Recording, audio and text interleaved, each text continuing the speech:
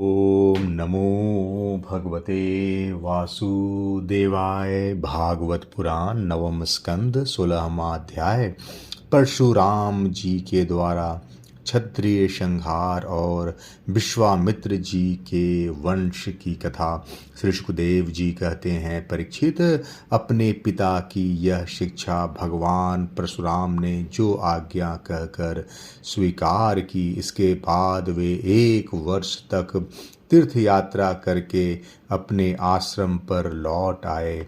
एक दिन की बात है, परशुराम जी की माता रेणुका गंगा तट पर गई हुई थी। वहां उन्होंने देखा कि गंधर्वराज चित्ररथ कमलों की माला पहने अप्सराओं के साथ विहार कर रहा है।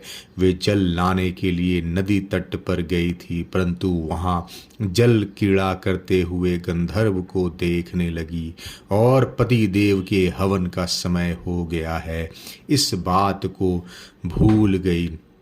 उनका मन कुछ कुछ चित्ररथ की ओर खींच भी गया था। हवन का समय बीत गया, यह जानकर वे महर्षि जमदग्नि के शाप से भयभीत हो गई और तुरंत वहां से आश्रम पर चली आई। वहां जल का कलश महर्षि के सामने रखकर हाथ जोड़ खड़ी हो गई। जमदग्नि मुनि ने अपनी पत्नी का मानसिक व्यभिचार जान लिया और क्रोध करके कहा, मेरे पुत्रों, इस पापनी को मार डालो। परंतु उनके किसी भी पुत्र ने उनकी वह आज्ञा स्वीकार नहीं की। इसके बाद पिता की आज्ञा से परशुराम जी ने माता के साथ सब भाइयों को भी मार डाला। इसका कारण था, वे अपने पिताजी के योग और तपस्या का प्रभाव भली भांति जानते थे। परशुराम जी के इस काम से सत्यवती नंदन महर्षि जमदग्नि बहुत प्रसन्न हुए और उन्होंने कहा, बेटा, तुम्हारी जो इच्छा हो वर मांग लो। परशुराम जी ने कहा, पिताजी, मेरे माता और सब भाई जीवित हो जाएं तथा उन्हें इस बात की याद न रहे कि मैंने उन्हें मारा था। परशुराम जी के इस प्रकार कहते ही जैसे कोई सोकर उठे, सब के सब अनायास ही सकुशल उठ बैठे। परशुराम जी अपने पिताजी का तपोबल जानकर ही तो अपने सुहृदों का वध किया था। परीक्षित, सहस्त्रबाहु अर्जुन के जो लड़के परशुराम जी से हार कर भाग गए थे, उन्हें अपने पिता के वध के याद निरंतर बनी रहती थी। कहीं एक क्षण के लिए भी उन्हें चैन नहीं मिलता था। एक दिन की बात है, परशुराम जी अपने भाइयों के साथ आश्रम से बाहर वन की ओर गए हुए थे। वह अवसर पाकर वैर साधने के लिए सहस्त्रबाहु के लड़के वहां आ पहुँचे। उस समय महर्षि जमदग्नि अग्निशाला में बैठे हुए थे और अपनी समस्त वृत्तियों से पवित्र कीर्ति भगवान के ही चिंतन में मग्न हो रहे थे। उन्हें बाहर की कोई सुध न थी। उसी समय उन पापियों ने जमदग्नि ऋषि को मार डाला। उन्होंने पहले से ही ऐसा पाप पुर निश्चय कर रखा था। परशुराम की माता रेणुका बड़ी दीनता से उनसे प्रार्थना कर रही थी, परंतु उन सबों ने उनकी एक न सुनी। वे बलपूर्वक महर्षि जमदग्नि का सिर काट कर ले गए। परीक्षित, वास्तव में वे नीच क्षत्रिय अत्यंत क्रूर थे। सती रेणुका का दुख और शोक से आतुर हो गई। वे अपने हाथों अपनी छाती और सिर पीट पीट कर जोर जोर से रोने लगी। परशुराम, बेटा परशुराम, शीघ्र आओ। परशुराम जी ने बहुत दूर से माता का हा राम यह करुण क्रंदन सुन लिया। वे बड़ी शीघ्रता से आश्रम पर आए और वहां आकर देखा कि पिताजी मार डाले गए हैं। परीक्षित, उस समय परशुराम जी को बड़ा दुख हुआ, साथ ही क्रोध, असहिष्णुता, मानसिक पीड़ा और शोक के वेग से वे अत्यंत मोहित हो गए। हाय पिताजी, आप तो बड़े महात्मा थे। पिताजी, आप तो धर्म के सच्चे पुजारी थे। आप हम लोगों को छोड़कर स्वर्ग चले गए। इस प्रकार विलाप कर उन्होंने पिता का शरीर तो भाइयों को सौंप दिया और स्वयं हाथ में फरसा उठाकर क्षत्रियों का संहार कर डालने का निश्चय किया। परीक्षित, परशुराम जी ने महिष्मती नगरी में जाकर सहस्त्र बाहु अर्जुन के पुत्रों के सिरों से नगर के बीचों बीच एक बड़ा भारी पर्वत खड़ा कर दिया। उस नगर की शोभा तो उन ब्रह्मघाती नीच क्षत्रियों के कारण ही नष्ट हो चुकी थी। उनके रक्त से एक बड़ी भयंकर नदी बह निकली, जिसे देखकर ब्राह्मण द्रोहियों का हृदय भय से कांप उठता था। भगवान ने देखा कि वर्तमान क्षत्रिय अत्याचारी हो गए हैं, इसलिए राजन, उन्होंने अपने पिता के वध को निमित्त बनाकर 21 बार पृथ्वी को क्षत्रियहीन कर दिया और कुरुक्षेत्र के शमंत प्रपंच पंचकम में एक ऐसे 5 तालाब बना दिए जो रक्त के जल से भरे हुए थे।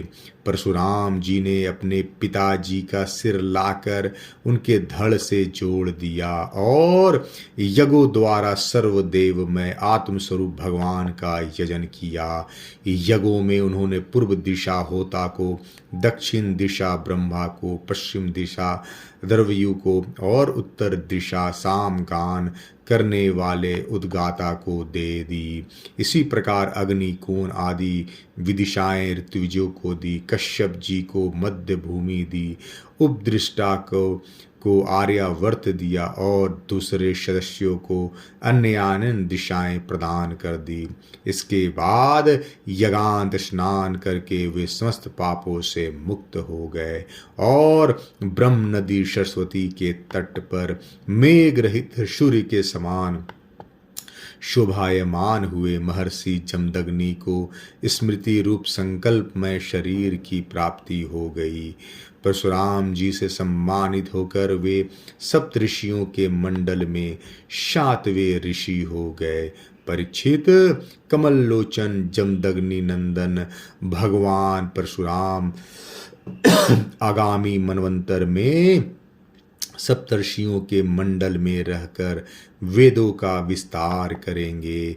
वे आज भी किसी को किसी प्रकार का दंड न देते हुए शांत चित्त से महेंद्र पर्वत पर निवास करते हैं। वहाँ सिद्ध, गंधर्व और चारण उनके चरित्र का मधुर स्वर से गान किया करते रहते हैं। सर्वशक्तिमान विश्वात्मा भगवान श्री हरि ने इस प्रकार भृगु वंशियों में अवतार ग्रहण करके पृथ्वी के भारभूत राजाओं का बहुत बार वध किया। महाराज गाधी के पुत्र हुए प्रज्वलित अग्नि के समान परम तेजस्वी विश्वामित्र जी, इन्होंने अपने तपोबल से क्षत्रिय तत्व का त्याग करके ब्रह्म तेज प्राप्त कर लिया। परीक्षित, विश्वामित्र जी के 100 पुत्र थे। उनमें बिचले पुत्र का नाम था मधुछंदा, इसलिए सभी पुत्र मधुछंदा के ही नाम से विख्यात हुए। विश्वामित्र जी ने भृगुवंशी अजिगर्त के पुत्र अपने भांजे शुनहशेप को, जिसका एक नाम देवरात भी था, पुत्र रूप से स्वीकार कर लिया और अपने पुत्रों से कहा, तुम लोग इसे अपना बड़ा भाई मानो। यह वही प्रसिद्ध भृगुवंशी शुनशेप था जो हरिश्चंद्र के यज्ञ पशु के रूप में मोल लेकर लाया गया था। विश्वामित्र जी ने प्रजापति वरुण आदि देवताओं की स्तुति करके उसे पाश बंधन से छुड़ा लिया था। देवताओं के यज्ञ में यह शुनशेप देवताओं द्वारा विश्वामित्र जी को दिया गया था। अतः दैवह रात इस व्युत्पत्ति के अनुसार गाधी वंश में यह तपस्वी देवरात के नाम से विख्यात हुआ। विश्वामित्र जी के पुत्रों में जो बड़े थे उन्हें शुनशेप को बड़ा भाई मानने की बात अच्छी न लगी। इस पर विश्वामित्र जी ने क्रोधित होकर उन्हें शाप दे दिया कि दुष्टों, तुम सब मलेच्छ हो जाओ। इस प्रकार जब 49 भाई मलेच्छ हो गए तब विश्वामित्र जी के बिचले पुत्र मधुचंदा ने अपने से छोटे 50 भाइयों के साथ कहा, पिताजी आप हम लोगों को जो आज्ञा करते हैं हम उनका पालन करने के लिए तैयार हैं। यह कहकर मधुचंदा ने मंत्र दुष्टा शुनशेप को बड़ा भाई स्वीकार कर लिया और कहा, हम सब तुम्हारे अनुयायी छोटे भाई हैं। तब विश्वामित्र जी ने अपने इस आज्ञाकारी पुत्रों से कहा, तुम लोगों ने मेरी बात मानकर मेरे सम्मान की रक्षा की है, इसलिए तुम लोगों जैसे सुपुत्र प्राप्त करके मैं धन्य हुआ। मैं तुम्हें आशीर्वाद देता हूँ कि तुम्हें भी सुपुत्र प्राप्त होंगे। मेरे प्यारे पुत्रों, यह देवरात शुनशेप भी तुम्हारे ही गोत्र का है।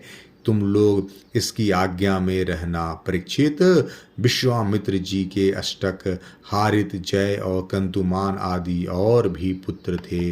इस प्रकार विश्वामित्र जी के संतानों से कौशिक गोत्र में कई भेद हो गए और देवरात को बड़ा भाई मानने के कारण उसका प्रवर ही दूसरा हो गया। 16वां अध्याय समाप्त। जय श्री कृष्ण।